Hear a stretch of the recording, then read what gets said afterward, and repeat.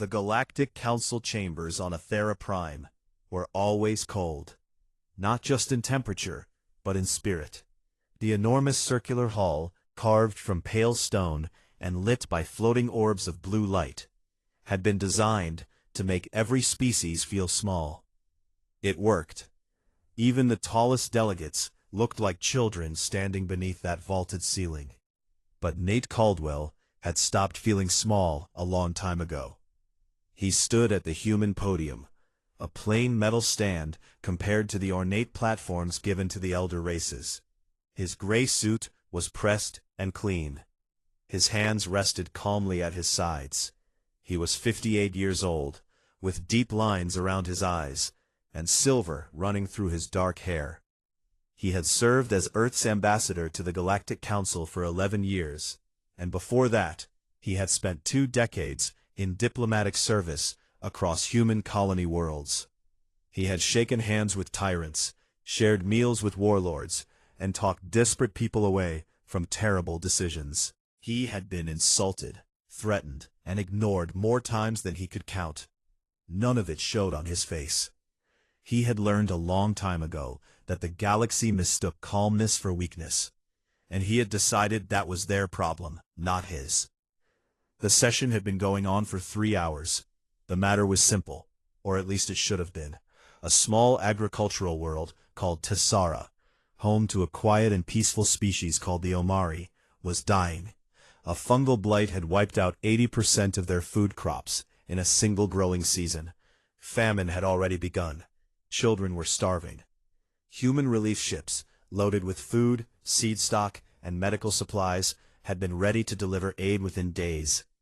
But the Valith Dominion, whose territory bordered Tasara, had refused to grant passage through their space. They claimed jurisdictional rights over the transit corridor and demanded that any aid shipments be inspected and approved by Valith Customs, a process that would take months and involve fees the Omari could never pay. Nate had brought the matter to the council floor, expecting at least some pushback against the Valith. He had presented the facts clearly. He had shown images of starving Omari families. He had outlined the timeline, how many would die for every week of delay. He had kept his voice steady and professional throughout. And then Zorath, the Dreth elder who served as council speaker, had called for a vote. The council sided with the Valith, 14-3. Only the Selenari and 2 minor species voted with humanity. The rest cited established jurisdictional tradition and respect for sovereign territorial processes. Fancy words that meant the same thing they always meant. We don't care enough to help, and we don't want to upset anyone powerful. Nate watched the vote tally appear on the display above the chamber. He didn't flinch. He didn't sigh. He simply looked at the numbers for a long moment, then picked up his datapad. Zorath leaned forward in his elevated seat at the center of the chamber. He was enormous, even by Dreth standards, nearly 3 meters tall, with gray-green skin pulled tight over a broad skull and 4 arms folded across his armored chest. His voice rumbled like stone grinding against stone. The matter is settled, Ambassador Caldwell. Perhaps in the future, humanity will learn to respect the processes of this council before bringing emotional appeals to the floor. A few delegates from other species chuckled. They always chuckled when Zorath put the humans in their place. It was a reliable source of entertainment. Nate didn't respond to the insult. He tapped his datapad twice and looked up at the chamber. Speaker Zorath, honored delegates, he said. His voice was calm and even. I have a prepared statement to read on behalf of the United Human Government. I ask for the chamber's attention. Zorath waved one of his 4 hands dismissively. You have 1 minute. Nate nodded. He didn't need more than that. Effective immediately, he began, the United Human Government is withdrawing from the Galactic Council. All treaties, trade agreements, mutual defense pacts, technology sharing arrangements, joint research programs, disaster relief commitments, and diplomatic postings between humanity and the Council or any of its member species, are hereby terminated.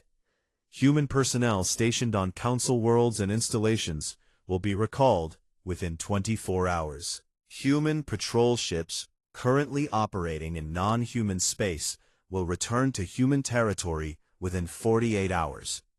This decision is final and not subject to negotiation. He closed his datapad.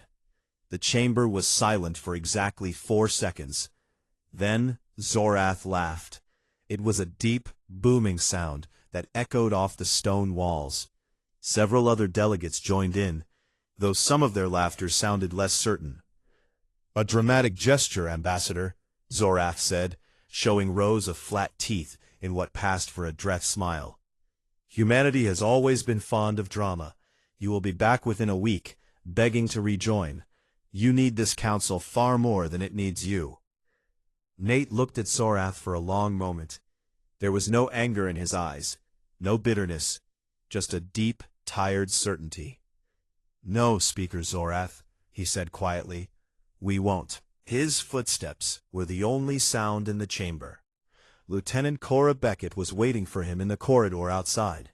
She was 32, sharp-featured and steady, with her dark hair pulled back in a tight knot. She had served as his military attaché for 3 years. She fell into step beside him without a word, and handed him a secure communicator. He glanced at the screen.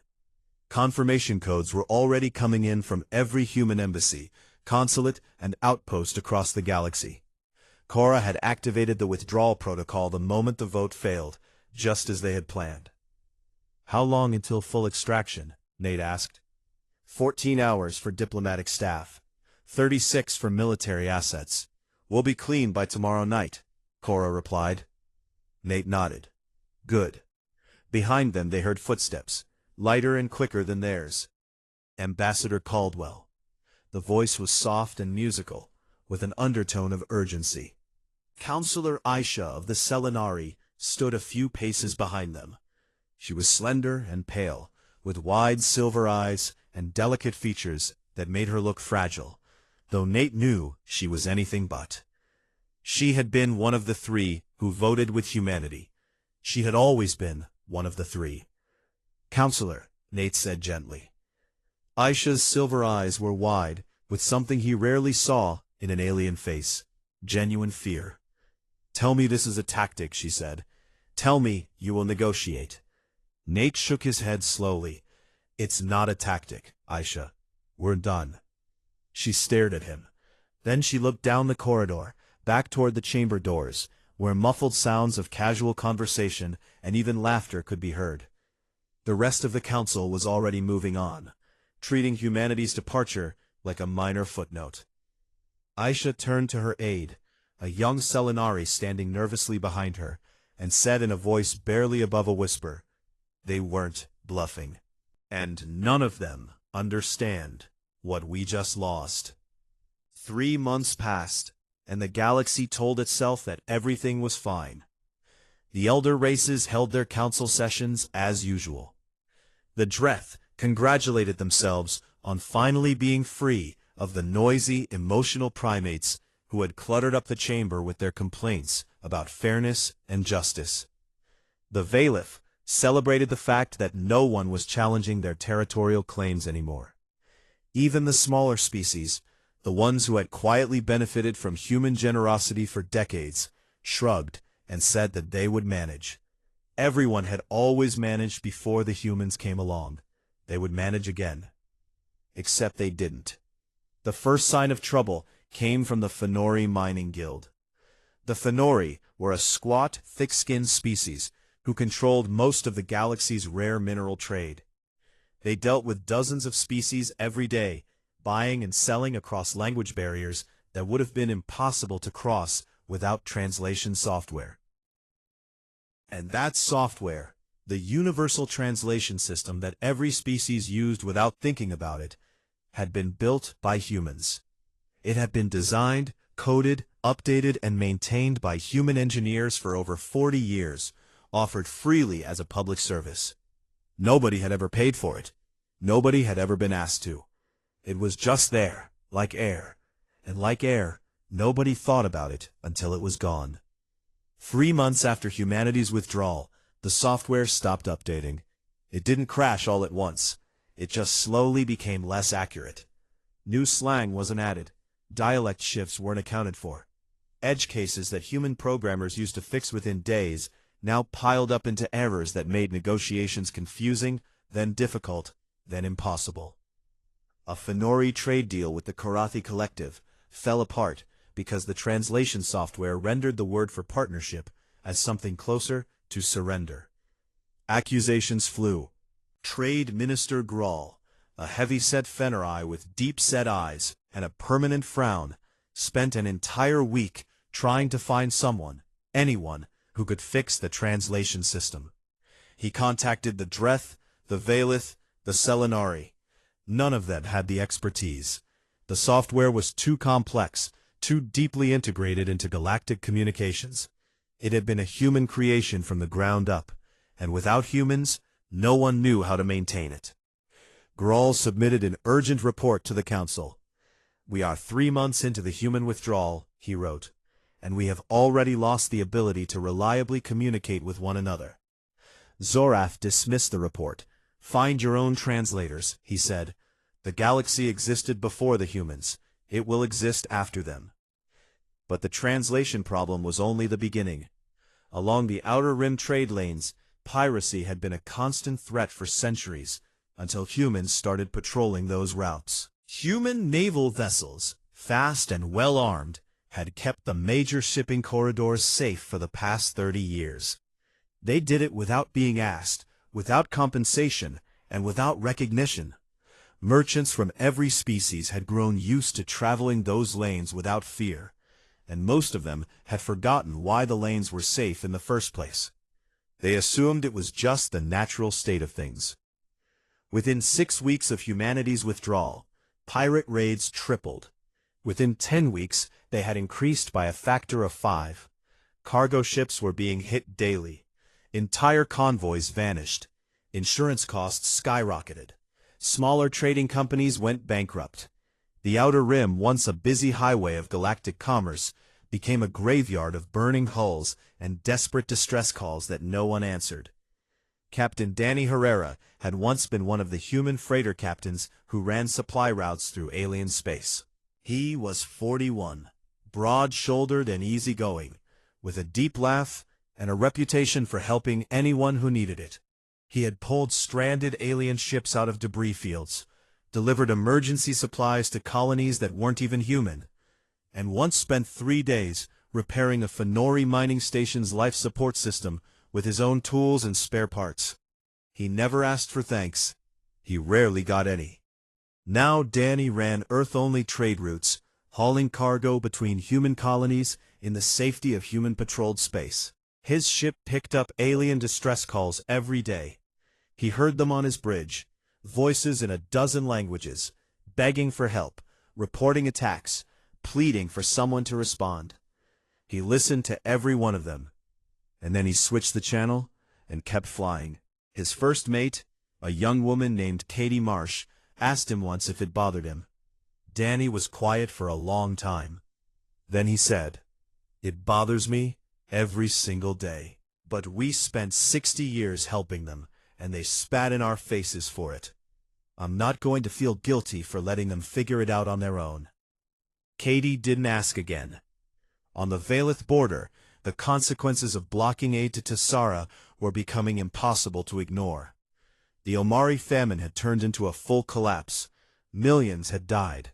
The survivors had fled in every direction, and hundreds of thousands of refugees were now pressing against Valith space in makeshift ships and overloaded transports. The Valith, who had refused to let food through their territory, now found themselves drowning in desperate people trying to get in. Their border patrols were overwhelmed. Their detention facilities were overflowing. The crisis they had created through arrogance was now consuming them. Keth Vorin was a young Valith officer stationed at a border checkpoint. He was 26, which was young for a Valith, and he had joined the military because his family expected it, not because he believed in the Dominion's ideology of racial superiority. Every day he watched Omari refugees arrive, families with hollow eyes and thin limbs, children who had stopped crying because they didn't have the energy. He processed them, cataloged them, and sent them to holding camps that were already full. He did his job. But at night, alone in his quarters, he read the old records and discovered something that made his stomach turn. The humans had tried to save these people. They had loaded ships with food and medicine and been ready to deliver it within days. And his government had stopped them. His government had chosen pride over millions of lives, and the council had backed them up. Keth began keeping a private journal. He wrote down everything he saw, every death, every empty-eyed child, every transport that arrived too late. He didn't know what he would do with it yet, but he knew someone needed to remember. Back on the council floor, Zorath maintained his composure. He told the delegates that the difficulties were temporary. He called them adjustment pains. He promised that the galaxy would soon stabilize and that humanity's absence would prove to be meaningless. Most of the elder race delegates nodded along, because nodding along was easier than admitting they had made a terrible mistake. But Counselor Aisha was not nodding. She had spent the past 3 months compiling a document, a detailed record of every service, system, and contribution that humanity had provided to the galactic community. She started with the obvious things: military patrols, disaster relief, diplomatic mediation. But the deeper she dug, the more she found. Humans had been maintaining communication satellites that other species relied on. Humans had been staffing medical research stations on the edge of wild space. Humans had been running orphanages on war-torn worlds, teaching agriculture on barren colonies, providing engineering support to species that couldn't build their own infrastructure. The list went on and on and on, page after page after page. Thousands of programs, billions of work hours, trillions in resources, all given freely, all taken for granted. Aisha finished the dossier on a quiet evening in her private office. She set down her datapad and stared at the final number. Her best estimate of the total economic value of humanity's unpaid contributions to the galaxy over the past 60 years. The number was so large it seemed unreal. She checked it 3 times. It was correct. She sent a copy to Zorath. He didn't respond. 2 days later, a Fenori trade station on the Outer Rim went dark. Pirates had hit it in a coordinated attack, disabled its defenses, stripped it of cargo and fuel, and left it drifting without power. 47 Fenori crew members were dead. It was the first major station lost to piracy in over 40 years. No one came to help. There was no one left to come. The silence that humanity left behind was not quiet. It was deafening. 6 months after humanity walked away, the Galactic Council held an emergency session. It was the first emergency session in 19 years. The last one had been called when a rogue asteroid threatened a populated world, and humans had been the ones to destroy it. The chamber on Athera Prime felt different now. The floating blue orbs still glowed, and the stone walls still loomed overhead, but the air was heavier. The delegates who filed in did not carry themselves with the same easy arrogance they once had. Some of them looked tired. A few looked afraid. The human podium stood empty in its corner, plain and unremarkable, and no one looked at it directly, as if doing so would make the absence too real. Zorath opened the session. He stood at his elevated platform, all 4 arms clasped behind his back, and his voice boomed through the chamber with its usual authority. But anyone paying close attention would have noticed that his gray-green skin was paler than usual, and the deep lines around his mouth had gotten deeper. He had not been sleeping well. Not that he would ever admit it. This session has been called to address several matters of galactic stability, he said, choosing his words with care. He did not say crisis. He did not say emergency. He used the word stability because it sounded like things were still under control. They were not. Trade Minister Graal of the Fenori took the floor first. He did not bother with diplomacy. He was too tired and too angry for that. 3 more trade stations had fallen to pirate attacks in the past month. The Outer Rim was now effectively lawless. Shipping companies were refusing to send vessels beyond the core systems. Rare minerals that the galaxy depended on were not being delivered. Manufacturing on a dozen worlds had slowed to a crawl. The galactic economy had contracted by 12% in 6 months, and Graal's projections showed it getting worse. Much worse. "We need patrols," Graal said bluntly. "We need ships in those corridors. The humans used to do this. Who is going to do it now?" Silence. Zorath looked around the chamber. The Dreth had the largest fleet in the galaxy, but the Dreth did not patrol trade lanes. That was service work, beneath the dignity of a warrior race. The Valith had ships, but they were busy dealing with the refugee crisis they had created on their own border. The Selenari had the will, but not the firepower. The smaller species had nothing to offer. "Each member species will contribute vessels to a joint patrol force," Zorath announced, as if the idea had just occurred to him and not been suggested by his advisors 3 months ago. The delegates looked at each other. Nobody wanted to spend their own resources protecting trade routes that benefited everyone equally. That was exactly the kind of work humans used to do. Thankless, expensive, and essential. And it turned out that no one else wanted to do it. The session moved on to the next crisis. 2 minor species, the Torathi and the Kellen, had been locked in a border dispute for over a century. It had never erupted into war because human mediators had managed it carefully. Meeting with both sides every few months, adjusting boundaries, resolving incidents, and keeping the peace through patient, exhausting diplomacy. With the humans gone, there was no one managing the dispute. Tensions had escalated. Ships had been fired upon. Both species were mobilizing their small fleets. A war that human diplomats had prevented for 100 years was now weeks away. "Who will mediate?" asked the Torathi delegate, a nervous creature with trembling antennae. Again, silence. The Dreth didn't mediate. The Valith didn't care about minor species. The Selenari offered, but the Torathi didn't trust them because of an old trade disagreement. Every species in the chamber had a reason not to help.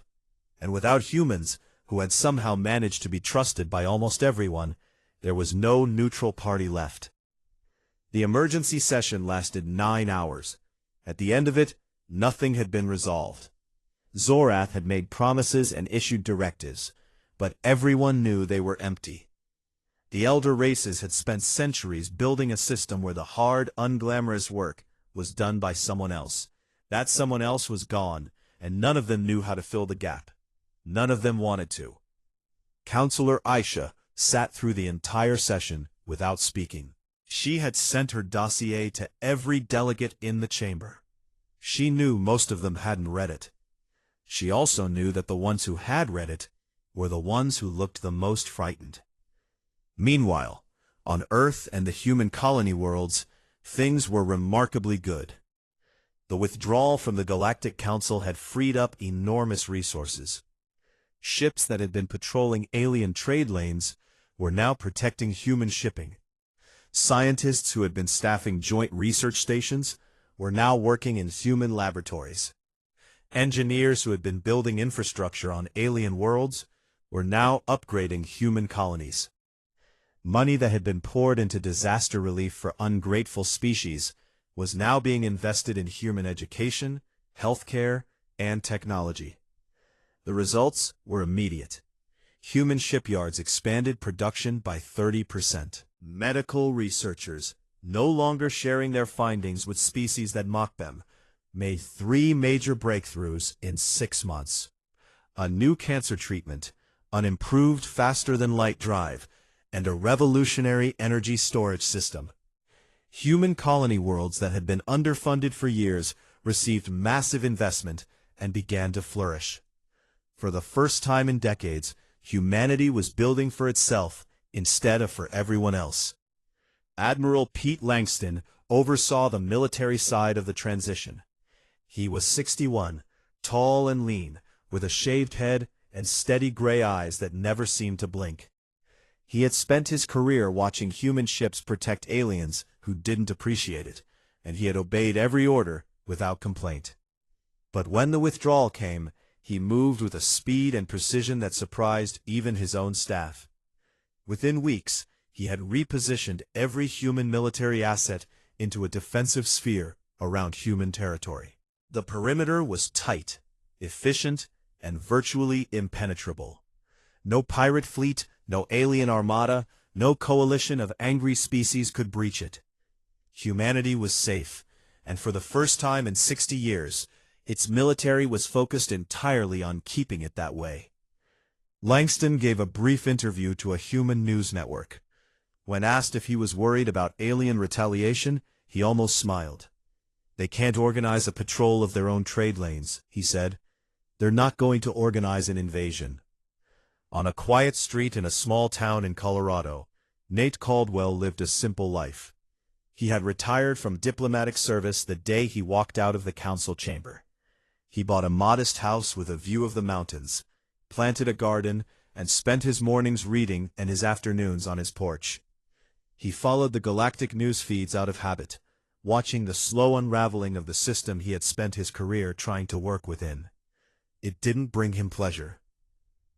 It brought him a deep, heavy sadness, the kind that comes from seeing something you predicted and wished you were wrong about. His niece Maggie visited him on weekends. She was 26, with her uncle's calm eyes and her mother's stubborn jaw. She was an engineer, one of the best in her class, and she was working on the new energy storage systems that were transforming human industry. She was brilliant, confident, and completely uninterested in the Galactic Council or anything to do with alien politics. To her generation, the galaxy's problems were the galaxy's problems. One evening, sitting on the porch with cups of coffee going cold between them, Maggie asked Nate if he felt guilty about walking away. Nate looked out at the mountains for a long time.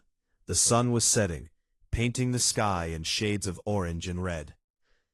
"I spent 60 years of my life, my whole career, trying to help them," he said slowly, "because it was the right thing to do. And every single day they told us we were lesser. They took what we gave and they laughed at us for giving it. So no, Maggie, I don't feel guilty. You can't help people who punish you for helping." Maggie nodded. She didn't push it further. She could see the weight her uncle carried, even if he would never call it guilt. Far away, in his private chambers on Athera Prime, Zorath sat alone. The chamber was dark, except for the glow of a datapad on the table before him. He had finally opened Aisha's dossier. He had been avoiding it for months, dismissing it as Selenari sentimentality. But the emergency session had shaken something loose in him, a crack in the wall of certainty he had built around himself. He read it slowly, page after page, every human patrol route, every disaster relief mission, every agricultural program, medical outpost, orphanage, engineering project, translation update, diplomatic intervention, supply run, and rescue operation. Thousands upon thousands of entries spanning 6 decades. The numbers at the bottom of each section were staggering. The total at the end was almost incomprehensible. Zorath set down the datapad. He sat in the darkness for a very long time. And for the first time in his long life, the great Dreth Elder felt something he had never felt before. It took him a while to identify it, because it was so unfamiliar. 10 months after humanity walked away, the ships started coming. They arrived at the edge of human space one at a time, each carrying a delegation from a different species, each with a different excuse for being there. The Fenori came first, because they were the most practical. They didn't bother pretending they were fine. Trade Minister Grawl himself led the delegation. Sitting across from human officials in a clean white meeting room on the border station Armstrong, and laying out his offer with blunt honesty. The Fenori would grant humans exclusive mining rights in 3 systems, reduce tariffs on human goods by 40%, and publicly acknowledge humanity's contributions to galactic trade. In exchange, they wanted human ships back on the Outer Rim trade lanes and human engineers to fix the translation software. Earth's new head of diplomacy listened to the offer with polite attention. She was 44 years old, with sharp dark eyes, black hair cut just above her shoulders, and a stillness about her that made people uncomfortable without knowing why. She had spent 15 years in the diplomatic corps and another 5 in intelligence work before being appointed to her current position. She was not Nate Caldwell. She did not carry his warmth or his sadness. What she carried was clarity, a perfectly clear understanding of what humanity was worth, and an absolute refusal to accept anything less. She thanked Grawl for the offer. Then she declined it. Grawl stared at her. "You haven't even made a counter-proposal," he said. "Because the framework is wrong," Laura replied calmly. "You're offering us payment for services. That means you still see us as hired help. We're not interested in being hired. We're interested in being equal partners, or we're interested in nothing at all." Grawl left the station, looking shaken. He was not used to being refused by anyone, let alone so quietly. The minor species came next, the Omari survivors, the Tarathi, the Kelun, and a dozen others who had depended on human aid and protection. They didn't have much to offer. Most of them came simply to plead. Their delegates stood in the same white meeting room and spoke with raw desperation about collapsing economies, spreading disease, and wars they couldn't stop. Some of them cried. Laura listened to every one of them with respect, and she felt genuine pain for what they were going through. But she gave them all the same answer. "Humanity is willing to help," she told them, "but not under the old terms. We will not return to a system where we do the work and the Council takes the credit. If you want our help, you'll need to build something new with us, something fair." The minor species didn't fully understand what she meant, but they left with more hope than they had arrived with. At least the humans hadn't shut the door completely. Then the Valith came, and that was a different matter entirely.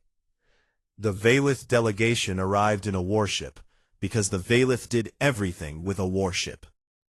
Their envoy was a tall, rigid officer named Ambassador Dren. He had a narrow face, cold, blue-white skin, and the stiff bearing of someone who had been trained since birth to believe his species was superior to all others. He did not use the word please in his opening remarks. He did not acknowledge any fault on the part of the Valith Dominion. Instead, he framed the meeting as a strategic realignment discussion, and proposed that humans resume their galactic duties in exchange for a formal recognition of service from the Valith. Essentially, a certificate saying that the Valith appreciated humanity's contributions. A certificate. A certificate. Laura looked at the certificate proposal on her datapad for a long moment. Then she looked up at Dren. "Ambassador," she said, "your government blocked food shipments to a starving world. Millions of Omari died. Your borders are now overwhelmed with refugees from the crisis you created.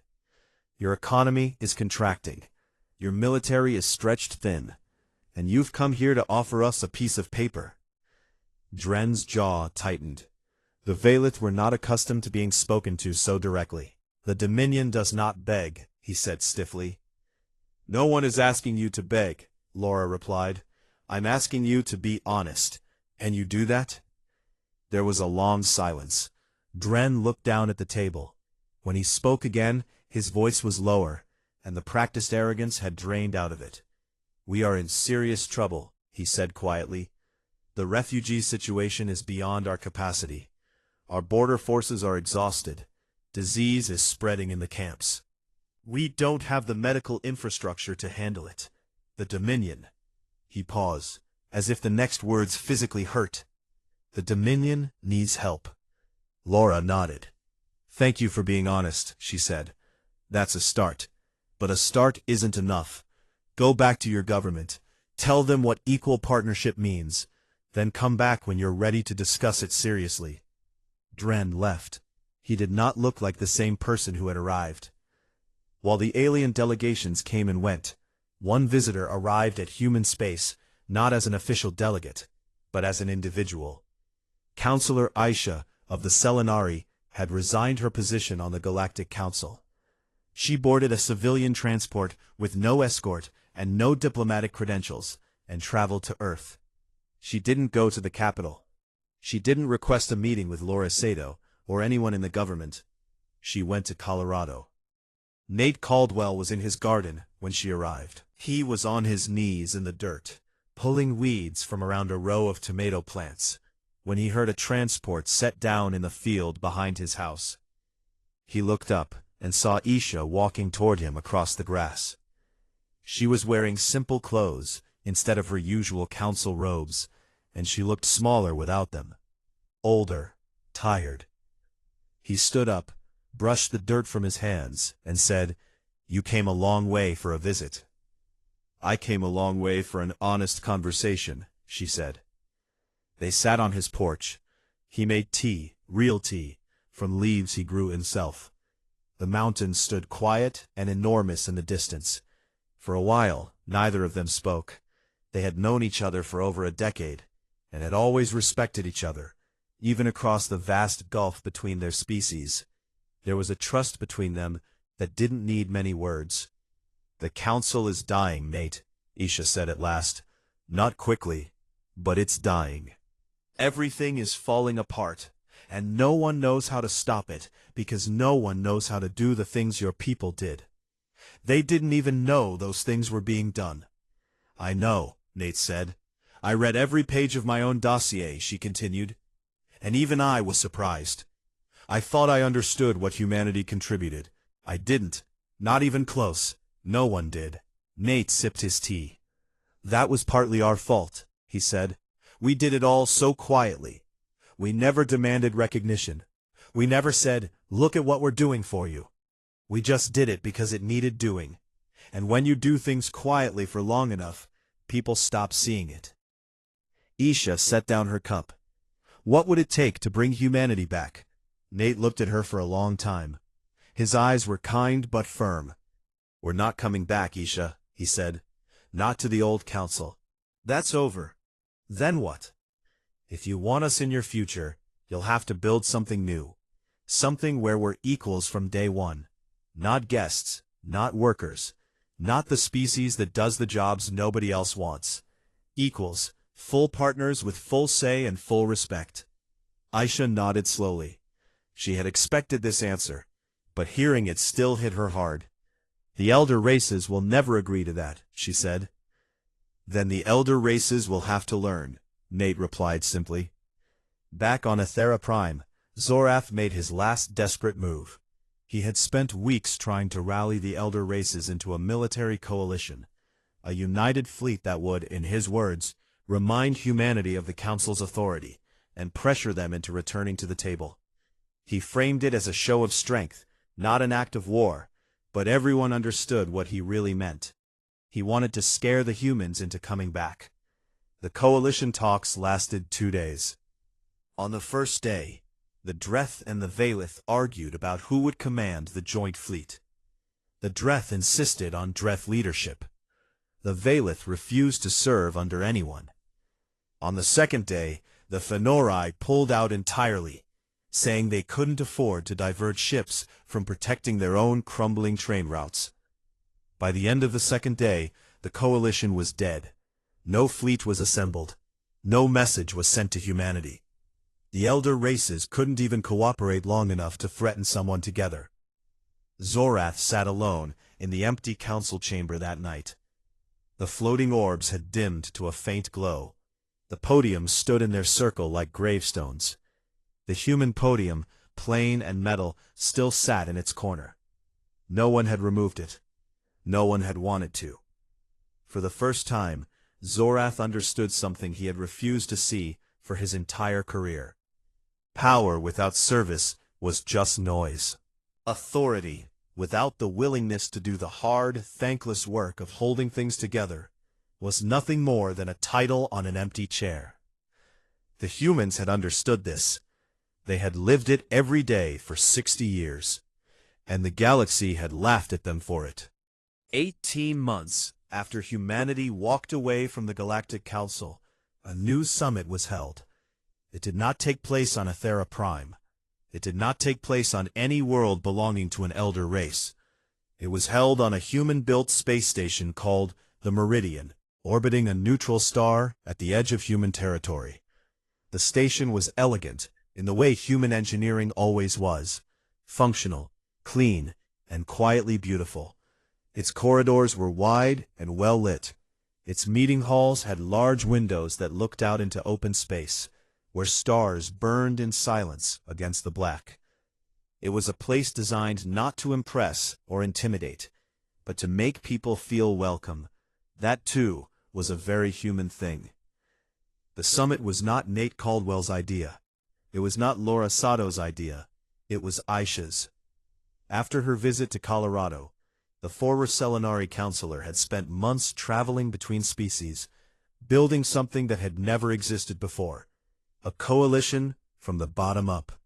She started with the minor species, the ones who had suffered most from humanity's absence. The Omari survivors, the Torathi, the Kelun, small overlooked peoples who had never had real power in the old council. They were desperate and willing to try anything, and Aisha gave them something they had never been offered before, a seat at a table where their voice actually mattered. From the minor species, she reached out to the Selenari government, which backed her immediately. Then slowly and carefully, she approached the Fenori. Grawl was skeptical at first. He was a practical man, and he didn't believe in grand gestures. But Aisha showed him the numbers, what the galaxy was losing every month, what it would continue to lose, and what a genuine partnership with humanity could look like. Grawl studied the numbers, grunted, and said he would attend the summit. That was as close to enthusiasm as a Fenori ever got. The Valith were harder. Ambassador Dren had returned from his meeting with Laura Sato, and delivered an honest report to his government. It had not been well received.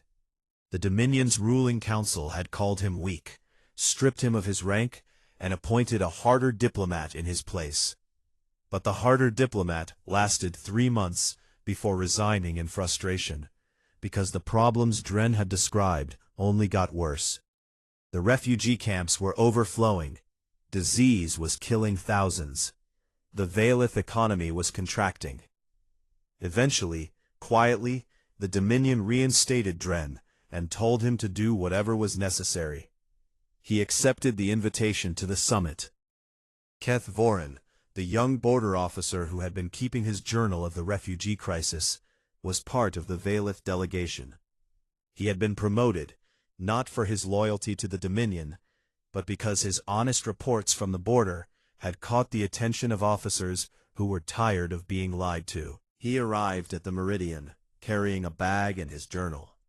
Looking around the human station with wide eyes, he had never been inside a human structure before.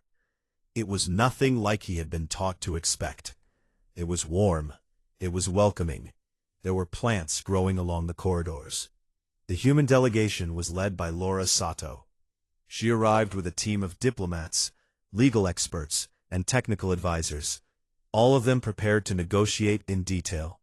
She wore a dark suit and carried herself with the same calm precision she always had. But those who knew her well could see something new in her expression. Not hope exactly, but the possibility of hope. A crack in the armor she wore. Maggie Caldwell was there too. She led the engineering team that would design the technical infrastructure for whatever new agreement the summit produced. Communication systems, logistics networks, shared databases. She was 28 now, confident and focused, with her sleeves rolled up and a datapad in her hand at all times. She had none of her uncle's sadness. She had the energy of someone who believed the future could be built, not just endured. And Nate Caldwell came. He was not a delegate. He held no official position. He came as an observer, at Aisha's personal invitation. He wore a simple jacket and sat in the gallery above the main hall, watching the delegations file in. He looked older than he had 18 months ago. His hair was fully silver now, and he moved more slowly. But his eyes were the same, calm, watchful, and deeply aware of everything happening around him. The negotiations were hard. They were always going to be hard. The first 3 days were spent arguing about the basic structure of the new compact. The minor species wanted equal voting rights, regardless of population or military power. The Fenori wanted weighted votes based on economic contribution. The Veilith wanted veto power for any species with a fleet above a certain size. Laura Sato listened to all of these proposals, took notes, and then presented humanity's position. One species, one vote, no vetoes, no exceptions. The Veilith delegation nearly walked out. Dren had to spend an entire night talking them down. He told them what he had come to believe after months of watching his government fail. That the old way of doing things was killing them, and that pride would finish the job if they let it. The Dreth were not present. Zorath had been stripped of his title as council speaker after the coalition fiasco, and the Dreth government had not responded to the summit invitation. They were too proud to attend a meeting organized by minor species and held on a human station. Their absence was noted by everyone, but mourned by no one. By the 5th day, the outline of something new was beginning to take shape. They called it the Compact of Meridian. Its principles were simple, because the best principles always are. Every species would contribute to collective security according to its ability. Every species would have equal representation in decision-making. Aid and support would be shared freely, not as charity, but as mutual investment. No species would be expected to carry burdens that others refuse to share. The work of holding the galaxy together would be everyone's work, not just humanity's. Aisha presented the final draft to the assembled delegations on the 7th day. Her voice was steady, but those who knew her could hear the emotion underneath. She had spent 18 months building this moment, traveling to dozens of worlds, talking to hundreds of officials, arguing, persuading, and refusing to give up. She had done it, not because she was human, but because she had learned from humans. She had watched Nate Caldwell give everything he had to a galaxy that didn't deserve it, and she had decided that the galaxy needed to become worthy of what it had been given. The signing ceremony took place in the main hall of the Meridian, beneath the wide windows that looked out into space. Ships from dozens of species hung in the darkness outside. Fenori transports, Selenari cruisers, Tarathi scout ships, Kellen freighters, Omari civilian vessels, even a handful of Veilith warships. They had come from across the galaxy, and together they formed a fleet that was messy, uncoordinated, and beautiful. Each delegation signed the compact in turn. The minor species went first, because for the first time in galactic history, they were being put first. The Fenori signed with characteristic efficiency. The Veilith signed last, and Dren's hand shook slightly as he pressed his mark to the document. He looked up and met Laura Sato's eyes. She gave him a small nod. It wasn't forgiveness, it was acknowledgement. It was enough. After the ceremony, the hall filled with conversation and cautious celebration. Species that had never spoken to each other were talking. Maggie Caldwell was already in a corner with a group of Fenori and Selenari engineers, sketching out plans for the new shared communication network on her datapad, talking fast and drawing diagrams in the air with her hands. Katie Marsh, Danny Herrera's former first mate, had joined the diplomatic support team and was helping minor species delegates navigate the station. Even Keth Voren was there, standing by a window, looking out at the gathered ships and writing in his journal. Nate Caldwell stood at a viewport on the observation deck, away from the crowd. He was too old and too honest to make promises about the future. It will if they remember what it cost to get here, he said. Aisha looked out at the gathered fleet. Dozens of species, hundreds of ships, all of them present by choice for the first time in galactic history. She thought about the empty Omari fields, the burning trade stations, the dead children in the refugee camps, and the long, terrible silence that had taught the galaxy what it should have known all along. "We remember," she said quietly. The Compact's first joint mission launched 2 weeks later, a combined fleet carrying food, medicine, and engineering teams to a struggling colony world on the Outer Rim. Human ships flew alongside Fenori transports and Selenari cruisers. Valith medical teams worked beside Omari volunteers. It was slow and clumsy, and nothing like the smooth, efficient operations humans had once run alone. But it was shared. It was equal. And it was real. Nate Caldwell heard about it on the news. He was sitting on his porch in Colorado, a cup of coffee in his hand, the morning air cool and sharp with the smell of pine. The mountains stood against a pale blue sky, enormous and patient, the way they had stood for millions of years before any species had ever looked up and wondered what lay beyond the stars. He read the report on his datapad. He saw the images, ships from a dozen species flying together, people of different worlds working side by side, a colony that had been dying, now receiving what it needed to live. It wasn't perfect. It was messy and uncertain and fragile, but it was a beginning. Nate smiled. He set down the datapad, leaned back in his chair, and watched the sun come up over the mountains.